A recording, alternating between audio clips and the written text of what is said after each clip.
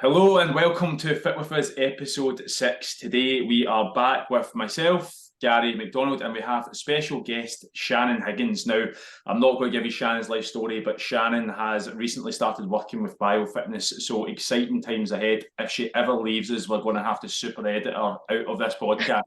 Well, this never happened. But how are you today, Gary? How are you today? I'm very well, mate. I'm good. It's always a pleasure to see you. Shannon, welcome to the podcast. Thank you. Lovely to have you on board. Do you want to just tell us a wee bit about yourself? Oh Jesus. So I'm Shannon, and you were very kind to ask me to come on. And yeah, I've just recently joined BioFitness as of yesterday, as such. Tell me how that makes you feel. Are you buzzing? How has this been has this been in the works for a while? It's been on the cards, yeah. So we kind of were talking about getting me out of my wee corporate life because it is draining my little soul, and doing something that is more fulfilling. So we did touch on the hot seat about coaching and stuff like that, and it was kind of like, yeah, like could do something like that, absolutely. And then it just kind of was like, oh, we'll do it in New Year, like it'll be something. And then it just happened. Like it just in the last few weeks, it's now here and it's overwhelming and exciting and whatnot. Amazing. And now you're straight into the podcast as well. So Straight into the throwing you in at the deep podcast. end, And I have on brand, so it's grand. in complete fairness, you're not like as much as you're joined biofitness as the coaching side of things. For anybody who's not who doesn't know Shannon, Shannon's been part of like a coaching capacity of biofitness for the last 2 years. So she knows her systems. She's smashed a powerlifting competition. She won a powerlifting competition. She's done a photo shoot. Don't think you can win a photo shoot, but if there was medals going out, she would win the photo shoot. She got a hoodie from it as she's wearing that, as you can see, representing the brand. Day one, happy days. Only 2 years later. Two of them representing the brand. Yeah, I'm going to have to start giving out more jobs. Oh, did you get the new one? Oh, it's amazing. Wait till you get it. Another 2 years, maybe. Listen, I've just put in an order for like top quality stuff. I mean, this stuff is like the best again. I've got t-shirts, I've got hoodies. Anybody who's listening, if you want one, get on to me. It's on a 2 year waiting list, but yeah, get on to me. Right. Do you want to just dive straight in? Shall we throw Shannon straight under the bus here? Suppose, yeah, before we do that, we probably should caveat this and go, we are doing the second part of last week's podcast, which was, what was the topic again? Busting fitness myths. Class. Cool. So we've all got our wee lists, albeit Shannon is dyslexic and can't read, which will be fun. So she's drawn pictures. Oh, Jesus. They're stick men. Right. Cool. Shannon, do you want to go on with you just throw out your first thing that you've wrote down? Perfect. So women should not do weightlifting. It will make them manly and bulky. Correct. Jesus, plot twist. Nah, End of conversation. I'm gone. Do you want to dive into that, Shannon? Obviously, you've got experience through lifting weights. You've done a photo shoot, as Kyle mentioned, and you've done a powerlifting contest. And to me, you don't look big and bulky and manly. So, do you want to speak about your? You look muscly. Do you want to speak about your experiences with that and why fitness myth and a lot of shit? It is a load of shit. Like the amount of women that I meet, and they'd be like, "Oh no, I want to be lean. Like I want to be toned," and I'm like, "Oh, you need to lift weights." Like, and they're like, "No, I look like a man." Like, and then they're imaging like a bodybuilder, and they're like, "Yeah, like that's what you look like." I was like, "You'll not look like that. I don't look like that."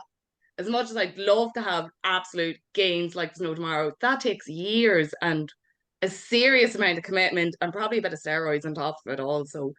Like, I think the idea of weightlifting, it seems to be in the men's section in the gym.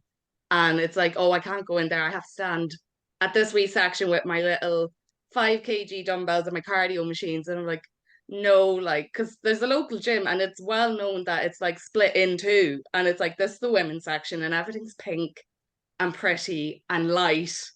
And then there's the men's section and the squat racks are there and, you know, the barbells and all that kind of stuff. And I'm like, why is there a sex on this? It's ridiculous. It's a weight, like anyone can do it.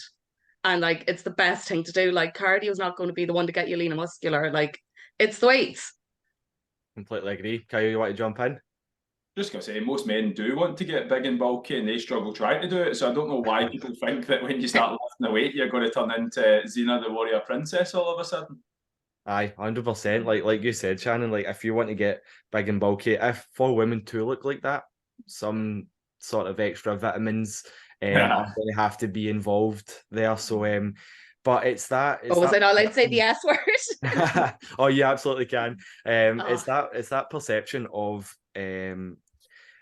women going into the gym and seeing men lifting weights and they're all big and making noise and stuff, and they're like, I don't want to get to that stage. So obviously us as coaches and stuff, we need to try and educate people that lifting weights isn't going to get you big and bulky. Steroids is going to get you big and bulky. And that's pretty much it. Yes, you can build muscle naturally, but like you said, it takes years, and you're never going to get to a stage where you are going to be too big, if that makes sense, without additives. Extras. So yeah, completely agree with you. Very good one to start off with, actually, because that's especially for the ladies listening to this podcast as well. They might be worrying about that, might be worrying about maybe starting to lift weights and just sticking to the cardio machines. So you're an inspiration to the lady listeners of the podcast. So love that. Trendsetter. Just don't drop a dumbbell on your hand. Please don't. Please don't do that. Kyle, anything else to add? No, mate. No, I'm happy. I'm happy enough for that. I've actually got my next point's actually probably on the opposite side of the spectrum, so I'm just going to go with the flow here. Cardio is needed for weight loss. Yes. Like, I'll just a wee quick one into that. Like most people think that, not most people, like there's a large percentage of people who think that when you're dieting, you need to lose fat, you need to start doing cardio, and that's the only way to do it. It's like the mindset of like, once I want to lose weight, I'm just going to start cycling, running, insert whatever cardio, like a HIIT class, and it just shouldn't make up. Like your fat loss is down to your nutrition, and yes, your movement, but half an hour to an hour in the gym is like the cherry on top of a well-baked cake. It's not going to be the main ingredient you should be using. Aye, 100%. Like in cardio as well, yes, you can burn way more calories doing cardio than you can lifting weights. But if you ever went for a run, say you've not ran for years, right? And you're like, I need to lose weight, go for a run, come back in, you are fucked. You sit down, you can't get back up. You probably over the course of the day end up burning fewer calories than if you went to the gym for an hour, done a wee weight session, and then kept your NEAT high. Because after a weight session, you're still able to do stuff. You're still able to pot around the house. You're still able to go out for a walk. But if you go for a run and you've not been for one in years, you're wiped out. You're completely gassed. You come back, sit on the couch, don't want to move for the rest of the day. So it could be quite detrimental in the long run, because you're moving less over the course of the day rather than keeping your NEAT high if you go and do a wee weight session. Correct. Yes, 100%. And probably for both of you's experience, because both of you have done photo shoots and both of you have lost a very significant amount of weight. Like, what's both of your experiences in having to do cardio to lose weight? Like, how much did you do? Shannon, on you go. I hate cardio with a passion. Like, it's just not the one for me. But for the photo shoot, we were like, we're going to have to bring it in a wee bit because I do love my on track day and I do love a social event. So, you know, I wasn't getting where I needed to be with all the carry-ons, and it was summer and I had a million things going on. So we brought in 45 minutes over the week, which like everyone's like, oh no, it should be 45 minutes a day. I was like, no, it's over the week. And I broke it into things that I actually like doing in the gym. So I would do 10 minutes on the Stairmaster one day. I'd go on the treadmill for 10 minutes the next day. I'd kind of back and forth between a few machines. Definitely Stairmaster. I did enjoy that one. Randomly enough, I do like it. Please don't put that in my program though. But definitely not running. Running is not the one for me. And that was my first thought when I thought of cardio. I was like, I'm gonna have to go 5Ks or something ridiculous. Like, and No, like you can work it around yourself, like break it into smaller pieces. It makes it easier to manage and it's not so overwhelming that you're doing cardio. Like, Yeah, 100%. My cardio for my photo shoot was 2 half-an-hour runs a week, on top of 14k steps a day. Yeah. So it was oh really yeah, I had intense. 14k. But I was obviously doing that for the photo shoot. I wasn't doing that just to lose weight. It was completely unsustainable. It's something that I couldn't keep up. 14k steps and 2 half-an-hour runs just beat me up. But I knew I had that end goal. I knew I had something to work towards. But if it's just purely for losing weight, nah, I don't like running. I know I've got it programmed. Kyle's had it programmed into for me for what, 6 weeks now, and I've not been on one run. No, I noticed that, mate. We had to have a conversation about it. It was more so that you wanted to. At one point, you were like, "Oh, let's keep a bit of running in it." 4 weeks later, I'm like, "Gary, there's not been a single run done here, mate. Are we still keeping to this running? Carry on." To be fair, in that first 4 weeks, I barely got any strength sessions done as well. After the photo shoot, mate, my mind just went. Yeah. I don't know if you felt the same, Shannon, but after the shoot, it was like went from like a mega high to like, what the fuck do I do now? And then Yeah, it's, like I had my photo shoot just a week before my holiday, so I was like living my best life in Portugal afterwards. I was like eating everything, kebabs. I was loving life. But when I came back, I was like, oh fuck, what am I doing now? Like, what's my next goal? I have no goal set yet. And I was just kind of like, oh, I don't know what to work for. I don't like there was nothing driving me then. I Mhm. was just kind of like pottering in the gym. I had my program and that, but I was like, I no end goals. So it's just ticking a box now. Aye, exactly. I was the exact same. Like, what was my photo shoot like 4 weeks before my holiday, Kyle, something like that? Yeah, so you had a bit of an issue where it's like you got into like the best shape possible, and then you had like 4.5 weeks until a holiday, and it was like you still wanted to almost maintain photo shoot condition, which it's almost like training to run a marathon. It's like we only need you to run 42 kilometers on one day. We don't need you to do it like another 4 weeks later. So Mhm. the amount of effort we put you in there, I always from my own experience from taking other people through it, I was like, there's always going to be this little bit of a lull after it. And I think because you had that holiday 4 weeks later, like it just the mental aspect of having to keep that shape, because the hunger to get in that shape is far higher when you're not there. But once you're there, you're like, you can get away with a couple of days of eating whatever you want. And you're still looking down, going, oh, there's still a wee bit of abs there. They're all right. Like, we'll pull this back next week. And then before you know it, 2 weeks have gone by and you're like, look, we'll rein it in. And then it's like a week before your holiday and you're like, we'll just write it off to the holiday. And then when you come back, you're like, right, what do I do now? I'm kind of in no man's land where I'm not quite in the shape that I was, but do you know what? Do I really want to drive to get back there? Like, am I going to keep chasing this condition the rest of your life? And I think there is always that, like, you felt it, Shannon's felt it, like, Quilon has recently just done a powerlifting competition. Any event after it, like, there is this lull of, like, what do I do next? And I think it's important to embrace that to an extent. Like, you've put a lot of energy into doing what you've had to do. There needs to be breaks at points, but also just always reassessing what you're wanting to do. Aye, Yeah. 100%. And I don't think cardio is the answer to any goal. Well, if you Any want weight I loss agree. goal. if you want to run a marathon, mate, I think probably cardio needs to be done to an extent. Doing a Aye, bit of running that, but if you want to run a marathon, you need to get a head checked. what you Yeah. running away from? Aye, right. Shall we go on to point number 3? Can I, sorry, just before we go in that, I think just because we went off a wee bit in a tangent, I just Oh want yeah. to reiterate, like, for anybody listening, like, Gary and Shannon both got a significant amount of weight loss and only were thinking about a photo shoot before they done any sort of cardio. You don't need cardio full stop to get, like, to lose body fat. I think cardio can be helpful to get that kind of really, really, really lean version of yourself, but it's very much not needed for getting in good shape. Would they? Aye. You agree with that? Cool. I agree with that. I Yeah. actually, let's say, sorry, I forgot because we went off on a tangent there. I forgot the actual initial point of the second one. But I completely agree with Kyle. If you want to lose weight or reduce body fat, it all comes down to calories in, calories out. And like I said at the start of the point, yes, cardio can burn more calories in an hour than lifting weights can, but it doesn't necessarily mean that that's the only option. It should just be an extra tool on the tool belt. And even taking an approach like Shannon did in doing 45 minutes of cardio spread out over the week rather than in one sitting, it's going to allow you to then keep doing stuff outside of the gym, keep your NEAT nice and high, keep your energy output nice and high, rather than going in and smashing 45 minutes on a fucking stupid spin class and then you're gas for the rest of the day. You sit down, you don't move. So cardio is not best for weight loss, but it can help.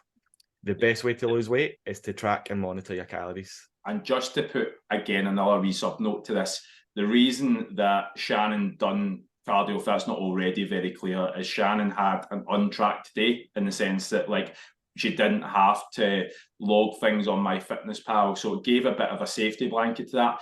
Gary, which he's very open about, had a very stressful point in his life where he was reaching for, like, emotional foods and was eating some higher calorie foods at times. So it was just to give that extra safety blanket. Realistically, the conversation was had with both of them. That's been had with myself as well. Is like, you don't actually need to do cardio. We could have realistically got using photo shoot conditioning without cardio, but would have just taken that extra wee bit. So it's a safety blanket. That's all I'm adding. Done. Aye. Class, love that, mate. Thank you. Anything else you want to add, Shannon, or will we move on? No, 100% agree with you. Love it, love it. Right, my point is you can spot reduce fat. Love this one. You see this all over social media. Do this exercise to target the fat in the back of your arm. I seen one the other day. Do this exercise to target the fat around your jaw. It was like 3 exercises. I used to do things like that. She was rubbing her jaw. Like, she was just rubbing. I'm like, what? You'd like massage it. You used to do shit like that. Do you know what though? Like, if people don't know, they'll see that and they'll be like, oh, I am into that. It doesn't take any effort. It doesn't exert any energy. All I'm doing is massaging my jaw and rubbing my face. And before you know it, I'm going to have this big chisel chin, when in reality, it's a whole load of shit. Our genetics play a bit of a part in where we store our fat. And we can't control where we lose fat from. Everybody loses fat from different places at different times at different speeds. So you cannot target one area of your body. Do target the stubborn belly fat. You literally can't. It's not up to you where you target the fat and lose the fat from. So spot reducing body fat is an absolute load of shite. I've just got visions of Shannon rubbing her chin. Yeah, I 100% hand on my heart. Like, I would be like doing them things. Like, I would see these and be like, oh yeah, like this will work. Or like, have you ever seen like the tape and you're meant to use it? Yeah, I've bought it. I've tried. That I store a lot of fat in and around my chest area, as you well know, Kyle. So can you just imagine if somebody came up with a just rub your tits and it would Personally, I have rubbed your tits before. Campus toilets. I done it with oil as well, mate. You did, mate, you did.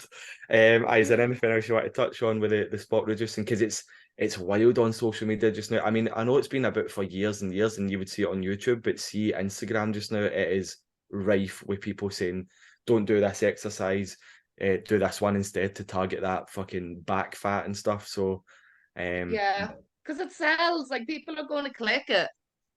People want results doing the least amount of work possible, and if they feel like they can rub their jaw and lose the fat off their face, then they're absolutely going to buy into it.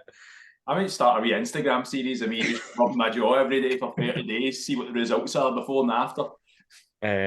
But I like people want to do the least amount of work and get the most amount of results, so they're definitely going to buy into that. Target especially women as well. A lot of women are self-conscious about the bingo wings as such. Or the muffin top. The muffin top as well. Yeah, so I still get people asking me how to get rid of my muffin top. And I'm like, I'm pretty sure you need that for like your uterus. Like, I'm pretty sure it's to protect it. Correct me if I'm wrong, I'm not a scientist, but I'm nearly sure there's a reason it's there. Yeah, I spoke to like, this was mega years ago, and someone was saying like, can you tell me how to lose this wee bit of fat round my hips? And I was like, that's just the shape of your hip bone. Like, it is physically, unless we open you up and grind down your bone, that is going to stay with you forever. But yeah, people are trying to sell it. People are trying to make a quick buck on Instagram. Pretty much what we are trying to do. If anything, though, I'd say like there is a bit of a confirmation bias at times though with this, because I had a client once who was using, but I don't know if you ever remember the vibration plates. Yes. Now, in fairness, she lost a good amount of weight. She did it for a wedding. She actually got picked up by the newspapers and stuff. She was like doing this and she lost all the weight. And again, of course, the companies jumped on it. So you tend to have a lot of like companies doing their own kind of science and studies behind things that are like that all of a sudden they've picked out a metric and it's like, oh, people lose on average 5 kilos in the space of like 2 months. But the studies don't take into account that if you've decided you want to lose weight and you're on a vibration plate and you think that that's what's going to get you in shape, it doesn't take into account your mentality at the time. You're probably starting to watch what you eat a little bit more as well. Like, it's not like you're keeping everything the same. There's so many things that change that, like, it's human nature to start going, right, well, I'm doing this, I'm putting effort in, so do you know what, I'm going to fuel that by, instead of having, say if you drank Coca-Cola every day, like all of a sudden it's like, right, I'll not have Coca-Cola, I'll have water. And actually what's causing the results is the fact that you're no longer drinking 2 litres of Coke every day. It's the fact that you're like, you've not got like an extra 1,000 calories in your diet, you know? Yeah. That's why Slimming World works for a short period of time. That's why intermittent fasting works for a short period of time, because you are being more mindful of what you're putting in your mouth. So yeah, of course you're going to unintentionally restrict how many calories you eat on a day-to-day basis because you're actually thinking about what you're eating. So yeah, mate, that was a pretty good point. Nice. Shannon, back to you. Have you got another wee point? Oh, give me a second to get my list. If you need any help with the big words, Sharon, just give us a shout, all right? I'll just show us the picture and we Thanks, can Mr. Watson.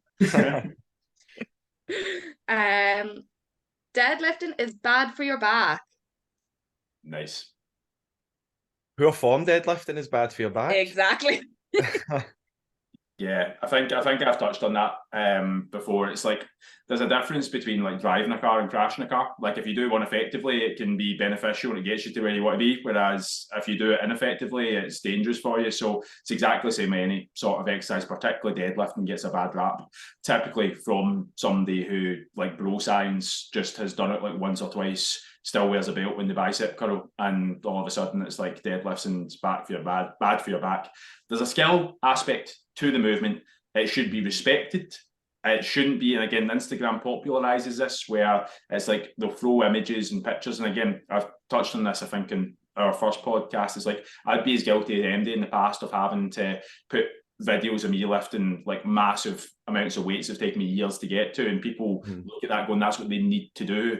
And if anything, me doing deadlift is a byproduct of the fact that I've been to the gym for 10 or 15 years and just happened to have built it up really, really slowly. But going in day one and try to load up and lift what I was lifting at the time would be ridiculous. Like, you would injure yourself. Like, but there is a difference between, as I said, driving a car and crashing a car. Absolutely. I'm going to use easy numbers here as an example, just to kind of back up your point as well, Kyle. So for when I was prepping for my shoot, I done 0 deadlifts. There was barely any squatting and stuff involved as well. So I lost a lot of my deadlift strength that I'd built up over years and years of lifting.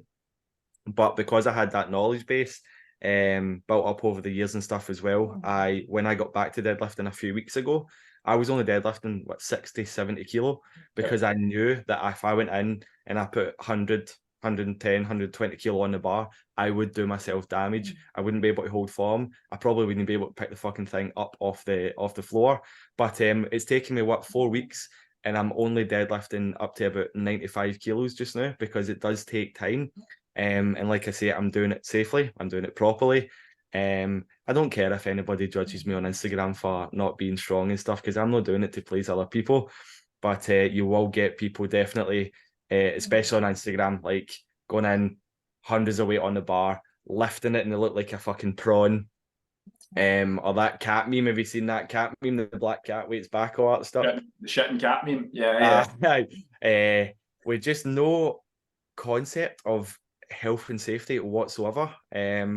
So yeah, I completely agree with you, Shannon. This was a very good point to raise, by the way. Do you want to touch on it as well? Have you deadlifted or been deadlifting for long? Yeah, so I have obviously been in and out of the gym for years before I joined biofitness and that, and like I know for a while I was looking at other people. Like the reason I got into powerlifting was because I seen other people in the gym, and I was like, oh, that's class. Like I'd love to do that, and I'd just be smacking on and trying my best. And I'd love to have a video. I really would, but you didn't record back then in the gym. Of what I looked like. Like I probably looked mental trying to lift weights I couldn't. Like it was just insane. But we started working on my form, and it is like you'd see Instagram and you'd see these girls lifting insane amount of weights, and you're like, all right, like it took me this long to get to 100, and like I get two, and I'm like, yay. Like you need to have the right form to do it. Like it's just you can't just walk into a gym and just start picking up as if it's not in it. It's like it's a 100%. skill, it's a profession. Mm-hmm. I would just jump on that as well and say like that it is a skill and it's not something that you actually need to do. Like you don't need to do a squat, you don't need to do a bench press, you don't need to do an overhead press, you don't need to do a deadlift. Would long term are the goals like as in like if I had them who'd been coaching for a year, 2 years, would it be something that I'd go like it's maybe something after you've got your body compositional goals were in a good place? Could we start to aim towards? Yeah, because they're good things to be able to do. Do you need to be able to do them like in the short term? No. The amount of skill that it takes to learn them. But the difference in what you said, Gary, there in terms of like you've started at 60 kilos, you're up at 95 at the moment. The difference is if you stayed at that for let's say another year, like you'll be 160, 170 kilos, and you'll be doing that well, and you'll have grown strength. Like again, your back is a muscle, and this is where people can't tell the difference. Like if you've done 10 sets of 10 on your biceps, the next day your biceps would be sore. So they break the muscle down, they come back stronger. It's the same with your deadlift. Like you want to expose your back to stress, like, and it's going to be again the next day a wee bit stiff. You probably, if anything, deadlifts take a bit longer to recover from. So you're talking maybe 3 or 4 days. But a lot of people when they do it, they're like, "Oh, I've all of a sudden I can't walk for 3 or 4 days," and it's like, yeah, because you've put stress on your back for the first time in probably about 15 years. It's going to take a bit of time. You're going to feel that you've been hit by a car. So with that, it's like the people with the strongest backs are the ones who load them intelligently. Like there is obviously doing it with correct form, safe form, and building it up slowly, not being an absolute fucking idiot and just like piling on as much weight as you can, which again, Instagram and social media, and like I wouldn't probably have a job right now in the sense that I do, or we wouldn't, any of us actually at this point, if it wasn't for it's a great thing. But with that said, like it's also a very dangerous thing without the information that comes alongside that. Yeah. I completely agree with that as well. If you're not doing it correctly and safely, it can be very bad for your back. But if you do it like you should be doing it, it can be fucking incredible for your back. Correct. 10 points. That first deadlifting session after my shoot, mate, what was I like? I was honestly, Shannon, I was out of the game for about a week. My back was in bits. Right up either side of my spine, all the way up to the very top. I could barely move. I had to lie on my stomach when I was sleeping. It was awful, but it was just because I hadn't done it in so long. And obviously, now that I'm deadlifting regularly twice a week now, so it just, people will think that they've done their back in, because it, like you said, Kyle, they've not exposed their back to any sort of stress ever, probably. Not this type of stress anyway. But people can easily slip a disc or pop a hernia, something wild that's going to put you at the game for a while if you do not do it right. Just a quick question, Shannon. What did you hit on your powerlifting contest? I got 120, I think. Nice. Yeah, 120. Yeah. How did that make you feel? Class. So Class. think For about someone that couldn't get past 110, I was like, what? it's phenomenal. Think about the Shannon a few years back when you were looking at the people in the gym and going, that looks class, I wish I could do that. You are now one of those people. Do you know what?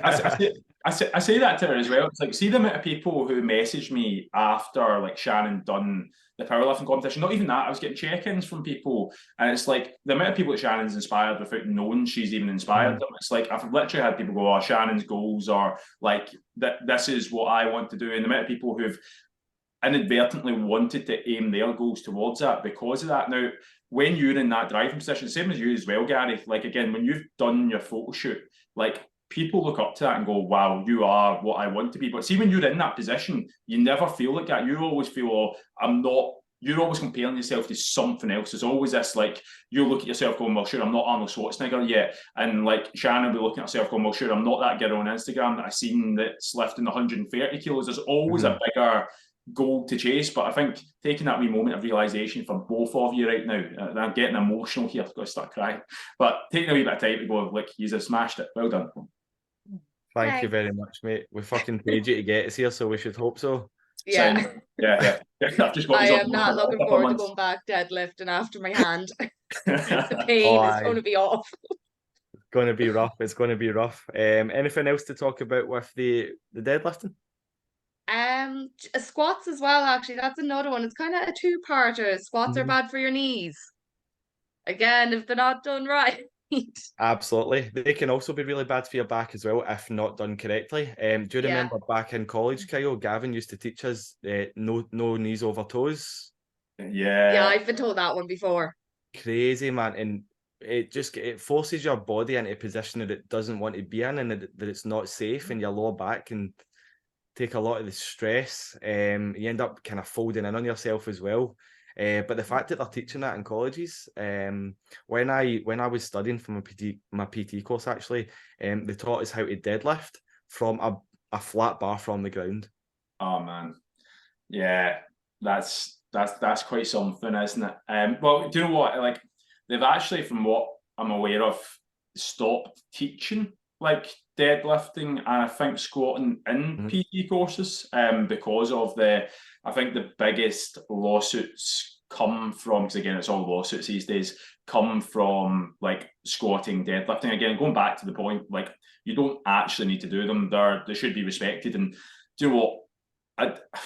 If you're good at it took me I'm not going to lie, it took me 10 years to get to the point where I was comfortable in teaching somebody how to squat and deadlift no matter what. And I think even at college and stuff, like, we learned what a squat and deadlift should look like, quote unquote. But see, if you told somebody or painted a picture, this is what it should look like, and they couldn't do it, I'd be like, right, fucking what now? What do we, let's, you know what, we're just not doing it. Or otherwise I'd just keep on trying to get them to do it long enough until like 6 months down the line, I'm like, right, well, there's nothing else we can. I apologise to MD, I trained 10 years ago. But yeah, it is one of those things. It's like, when you're trying to, like what you said about a college lecture, I've been fucking waiting for a time to start getting into the. Yes. I'm kidding. I'm not going to do that. But yeah, I think you can't be ignorant enough to believe that everybody's going to move in the same way. The way that I could put both of you side by side, and respectively, you could both be shifting your heaviest weights, but you both might look completely different in your squat mechanics. There are certain rules that you need to follow in terms of the bar path and everything else, but in terms of the way your knees move, your hips move, there's nothing. Prime example, go to a powerlifting competition, you see people lifting the heaviest weights they've ever lifted, all the ugly side of things, imbalances come out. You see people's knees going in, out, shaking it all about.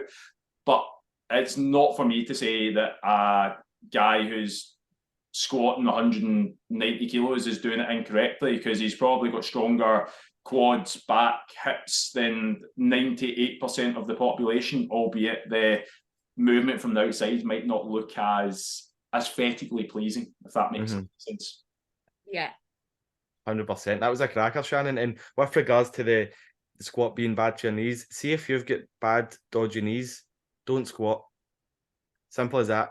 But if you've got nice, healthy knees, squat properly. Don't make your squat, like you said, Kyle, don't try and make your squat look like the way people on Instagram's squat looks, because everybody's biomechanics are different. Everybody's got different lever lengths. So record yourself. You've probably done this a number of times, Shannon.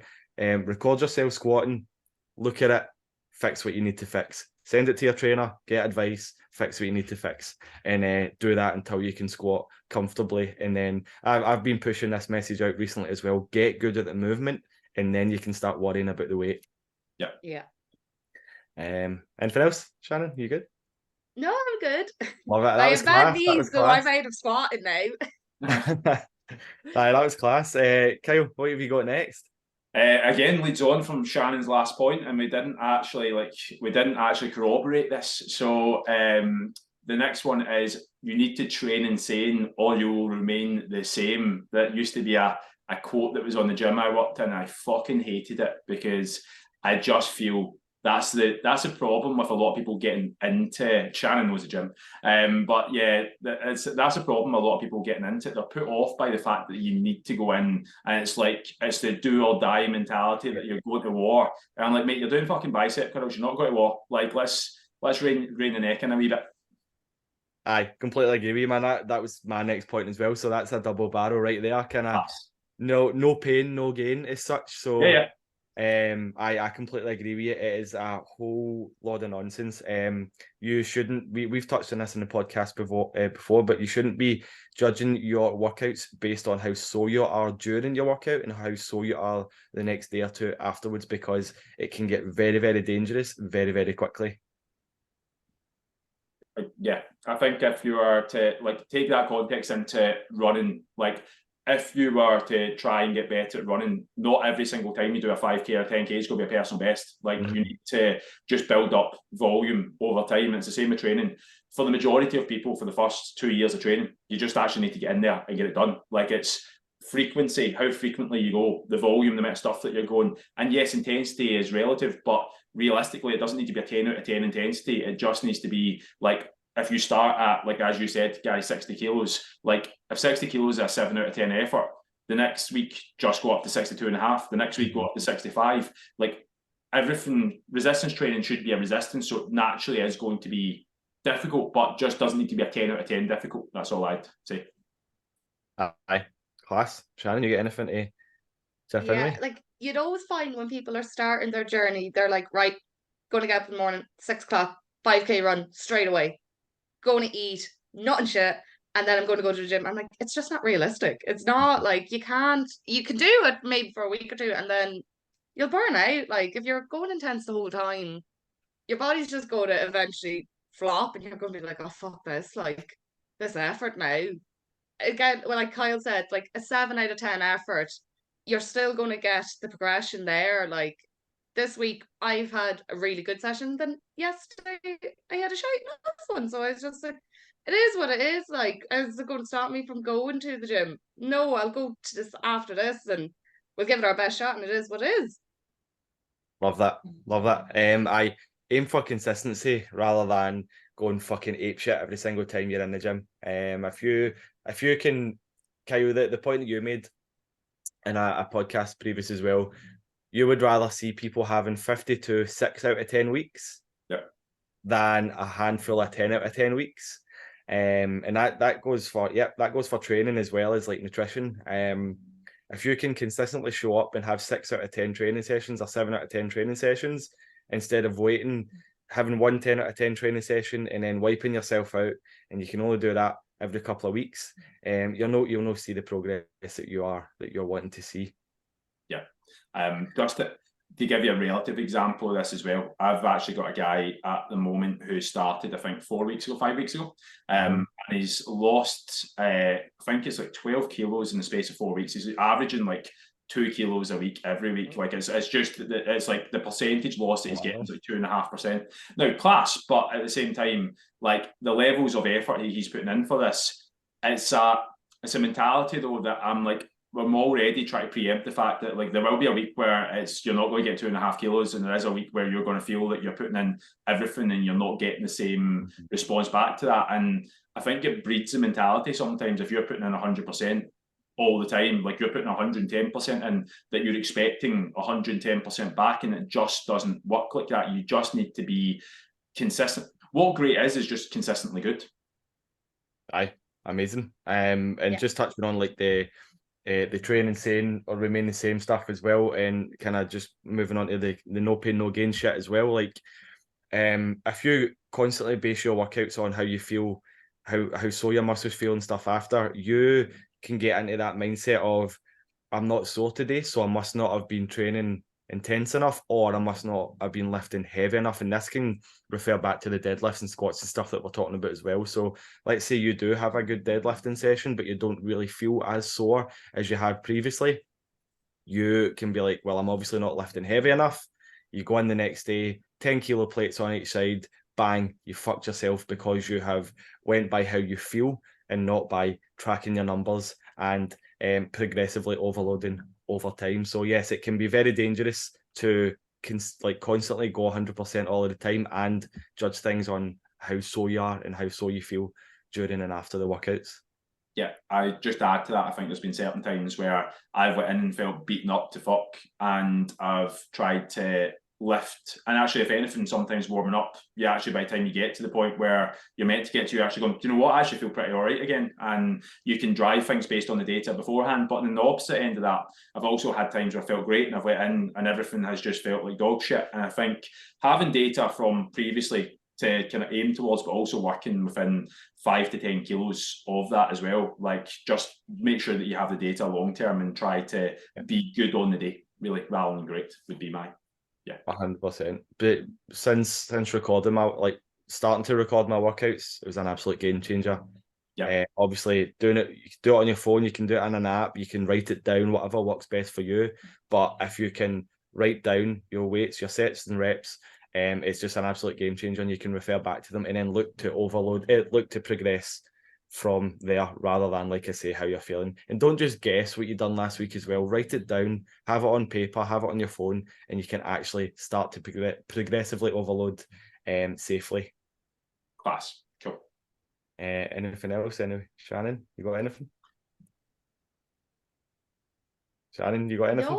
No, Did I freeze you? it's all like everything you said. I agree. Like, this is great. Like, no disagreements. I'm gonna turn the microphone to the dog, right? And I want to see if you can hear him. I get to see the dog. No, the microphone. Can I see the dog? If you can, the room is an absolute mess, but give me 2 seconds. No. Jesus, snoring to bits there, is he? He is. Can you hear him? Hold on. No. Wait.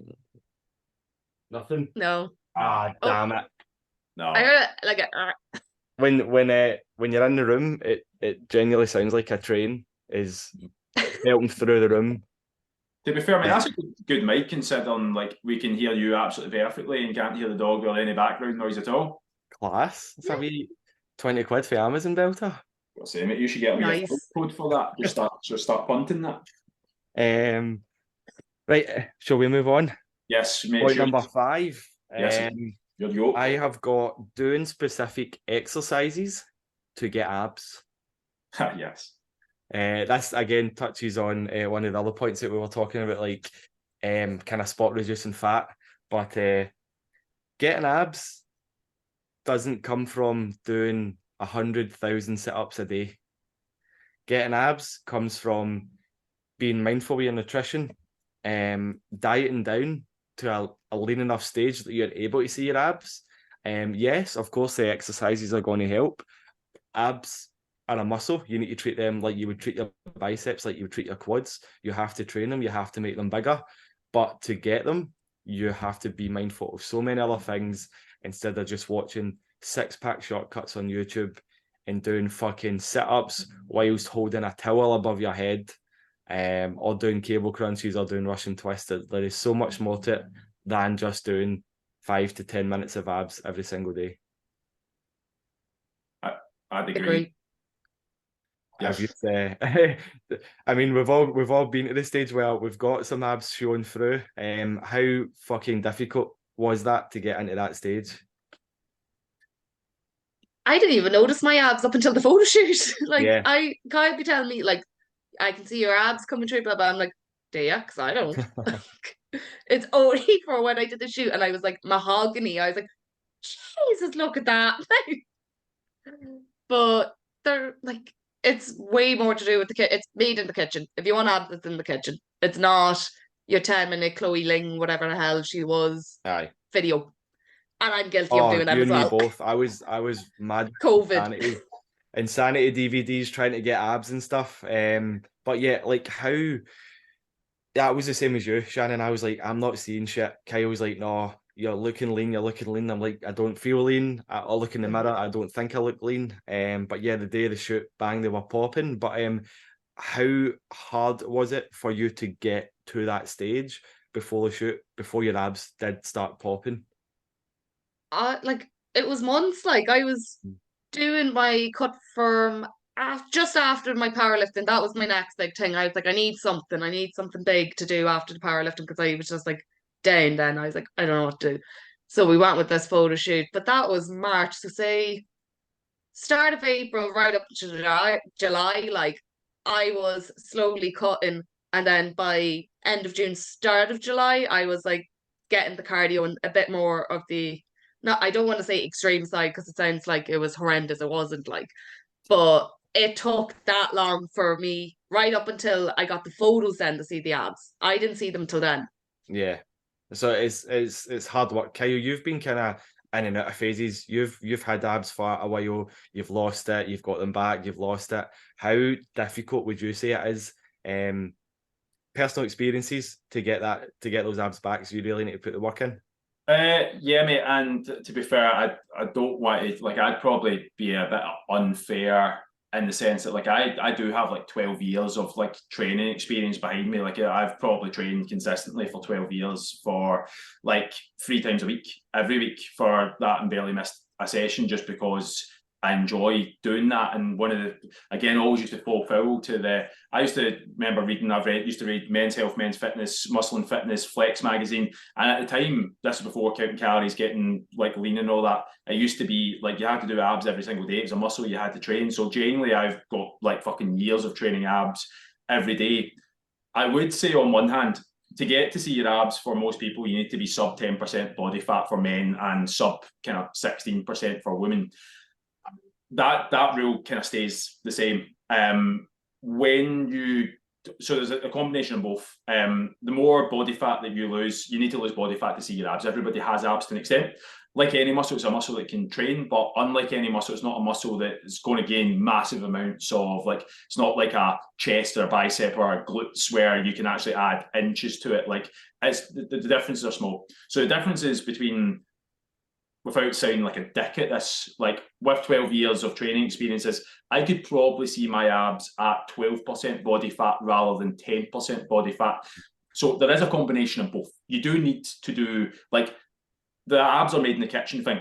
Yeah, 80% of it is very much like you're not going to see no matter how many fucking crunches or towel above your head sit-ups you do. But there does need to be an element of you do need to train your abs. And the more you do it, like anything, the better your body composition will look. And you don't need to quite go down to the level of like, I don't need to get photo shoot lean to see the outline of my abs anymore. Yeah. And typically, the more training experience that you guys have, that will be the same. And that's ultimately why people continue to do what they do. But yes, definitely, cooking is key.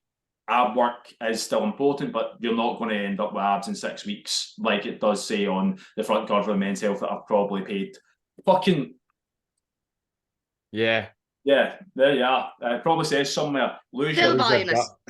There you go. Target that stubborn gut fat. So I was going to say the only reason I got that is because the guy who's on it is in one of the mentorships that I'm on. So I was just I picked up just because I was like, well, I kind of know that guy, so I'm picking it up. Mate, can I just quickly say, see, because you're wearing a white t-shirt with your white background, it looks like you're a floating head. I'm a floating head, mate. Yeah, floating head. I was thinking more like an alien kind of sci-fi movie. Yeah, it does. Fucking balloon Kyle there floating about in his sci-fi. I didn't get the memo today as to wear a biofitness top, mate. I'll get that on. I've just got represented. What? That was class, mate. I like the way you broke that down. Obviously, you have got a lot more lifting experience over both Shannon and myself. And you've had abs. You had abs in fucking college. Yeah, mate, because I've done genuinely about 4 years of just like literally, mate, I used to put on the Rocky montages and just do abs for the entire. I'm not even joking. For the 3.5 minutes of the Rocky montage, I would do, because I didn't know anything about sets, reps, anything. I'd just do abs, and then I'd rewind it or put a new DVD in and get the next Rocky montage, and I'd get the bicep curls in, and I'd do as many as I could in 3.5 minutes, and that's just what I'd do. But I'd already had 4 years of doing that, and then again, like not having nutritional knowledge, mate. Remember how all I used to eat was chicken and eggs? Like, I remember. Who's the big guy, the black That guy? sounds rotten. Who's the big black guy that said that you need to eat 30 eggs a day? What's his name again? Eddie Abu. Mate, I was doing Eddie Abu's diet before Eddie Abu was the thing. Mate, Shannon, it was so bad. He used to open his wee plastic Tupperware tub and it would have 4 boiled eggs in it. And it was fucking awful. The smell. Remember, I have the fear of eggs, so I'm like, I got food poisoning once, and I just like, no. It was. Do you like eggs at all?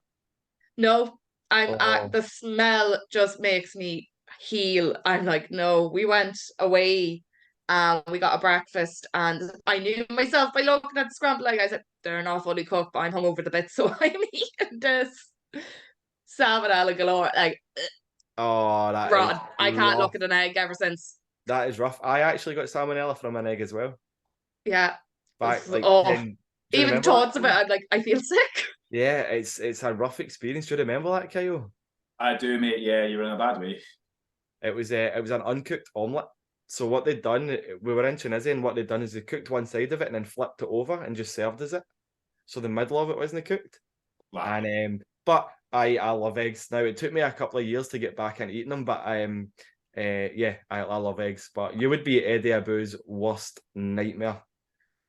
Mate, I'm going to throw it out there. I've probably ate more eggs in my lifetime than you and Shannon combined, yet I'm the only one who's never ended up with salmonella. There's only, like, I'm not doing it wrong, mate. I'm not doing it wrong. It's obviously restaurants doing it wrong if we both have the same experience. 100%. Yeah, it was a rough experience, man. Anyway, enough talking about almost dying through food poisoning. Is there any other points that you want to touch on? Well, we go one more point each, and then we'll call it there. Well, I've not got another point, so. Well, name more points each. Shannon, you've got another point or two, don't you? I do indeed. Let's do it. My list. Let's do it.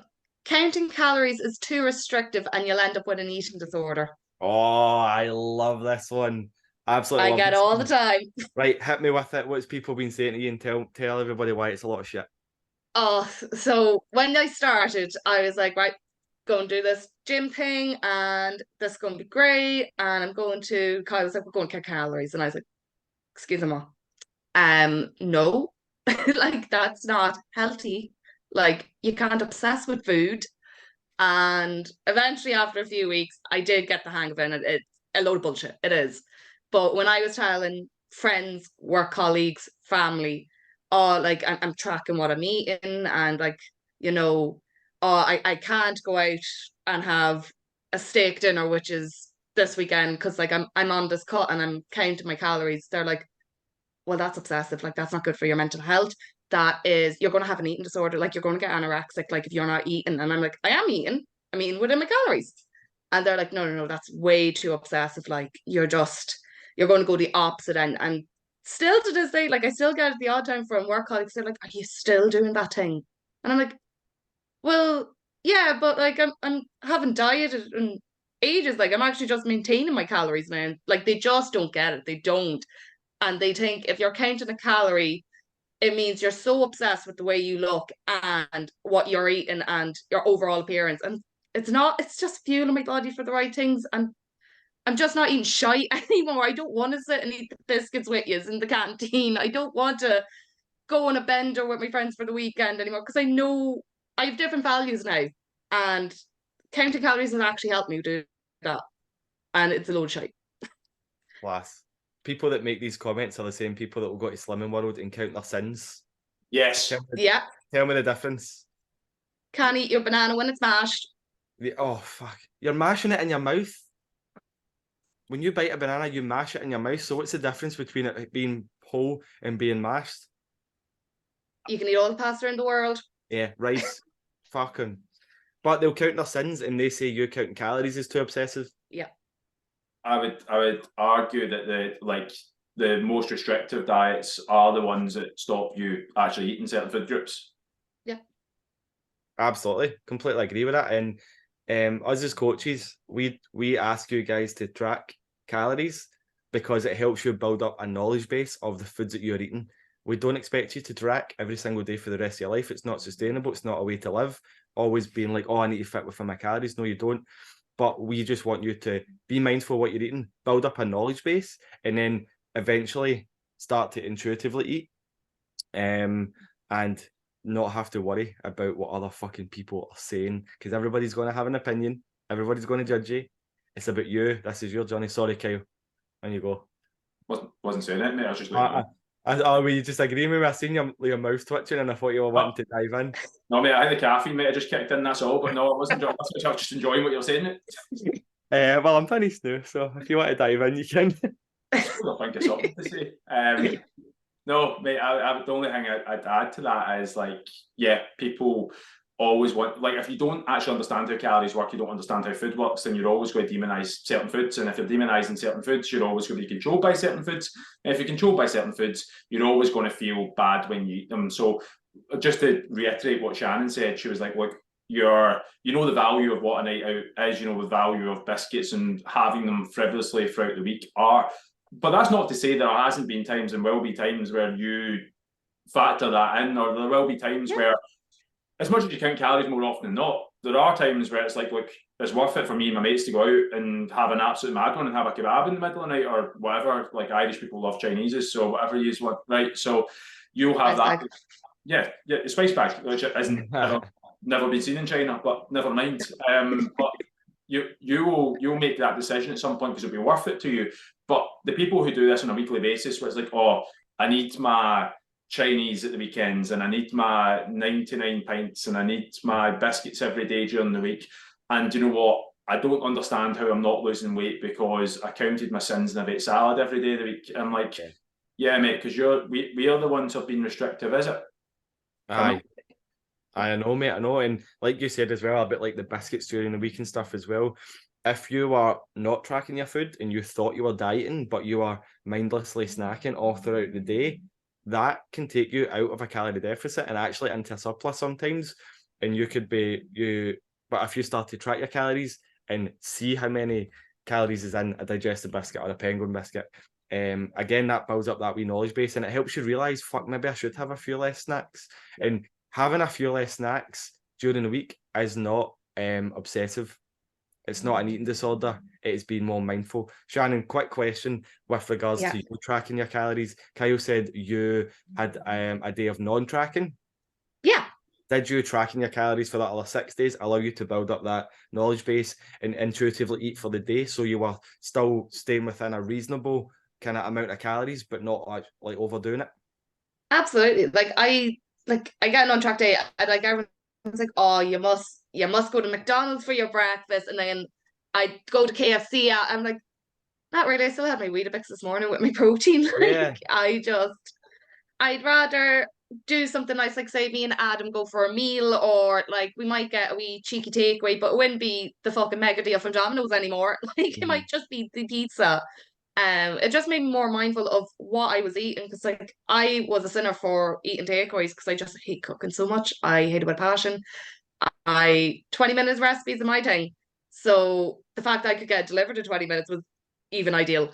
And I think people thought that was the big change, because I've started actually now cooking my food and they're like, oh, she's weighing it. Like, why are you weighing it? And I'm like, just leave me be. This is what I want to do. It's not affecting your life anyway. And I'm happy. And clearly I was unhappy beforehand. So leave it at that. Good for you for sticking it to the haters.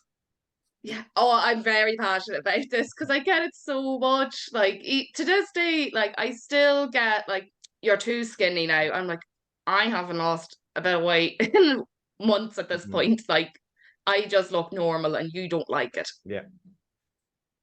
Dan, it's mad how you've managed to get in decent shape without cardio. You don't like cooking and you still manage to have an on-track day.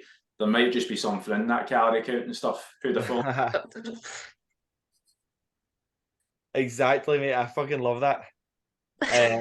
Aye. See if you are sensible. No, it was my 10-minute abs every day. That's the secret. 6-pack shortcuts. Almost. Got rid of the muffin top. It was those jaw rubs, wasn't it? Definitely the jaw rub. The duct tape to just keep it all in place. Fantastic. But yeah, I'm all out with points. And we're touching how long we've been recording for, over an hour. It's just an hour, so I think Jesus. as much as I did have one more, I think it's actually probably could be another podcast in itself, because I was going to talk about supplements, but I think we might just leave it there because Let's do a full pod on supplements. I think that would be a really interesting one to talk about. Yeah, class, cool. Yeah, well, look, I think probably as we always end it, cheers for listening. Gary, where can people find you? Instagram at gmac_health and fitness. Shannon, where can people find you? I am resilient with Shan, 2 N's at the end of that. On Instagram only, because Facebook I don't really use it, so that's where you find me. Love it. Facebook. I just get likes from my ma, my gran, and my auntie, like comments. Yeah. How do you, son? Yeah, sorry, on you go. No, what were you going to say there? I was just going to say, screenshots of something that I've spelt wrong and going, you spell checker. Aye. But no, I am at biofitness88 on Instagram. Sorry, yeah. Love it. Folks, it's been an absolute pleasure, Shannon. Thank you for joining us. It's been lovely having Thank you for having me. And good luck with the future. Go out and smash it. Thank you. Sure will. Cool. Right. Well, speak to you next time, guys. Cheers for listening. Take it easy.